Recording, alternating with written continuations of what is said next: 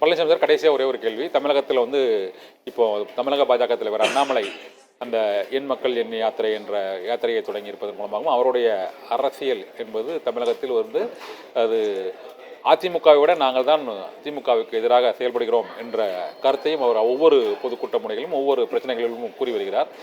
தமிழகத்தில் பாரதிய ஜனதா கட்சி தனித்து செல்வாக்கு பெறுவதற்கான வாய்ப்பு இருக்கிறதா சார்? நிச்சயமாக இல்ல. என் மண் என் மக்கள்ங்கிறாங்க பாருங்க.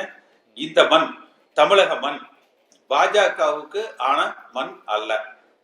இந்த மக்களும் பாஜகவை விரும்புகிற மக்கள் அல்ல. எடப்பாடி பழனிசாமி எதிர்த்து நிற்க துணிவில்லாமல் முடங்கி கிடக்கிறார். அதனால அண்ணாமலை தப்பும் தவறுமாக பேசுறதெல்லாம் மக்கள் மத்தியில திமுகவை எதிர்க்கிறார், கள அரசியல் செய்கிறார் என்று ஒரு பிம்பம் உருவாக்கப்பட்டிருக்குது. அவர் பிம்ப அரசியலை தான் செய்யறார். ஒன்றே ஒரு அண்ணாமலை மேல எந்த வழக்குகள் இல்ல, ஊழல் குற்றச்சாட்டுகள் இல்ல, அதனால அவர் தைரியமா நிற்கிறார். ஆனா எடப்பாடி பழனிசாமிக்கு, வேலுமணிக்கு, தங்கமணிக்கு, இன்றைய அண்ணா திமுக முன்னணியில இருக்கிறவங்களுக்கு பல வழக்குகள், பல பலகீனங்கள். அதனால பாஜகவை எதிர்க்க பயப்படுறாங்க, திமுகவையும் எதிர்க்க பயப்படுறாங்க.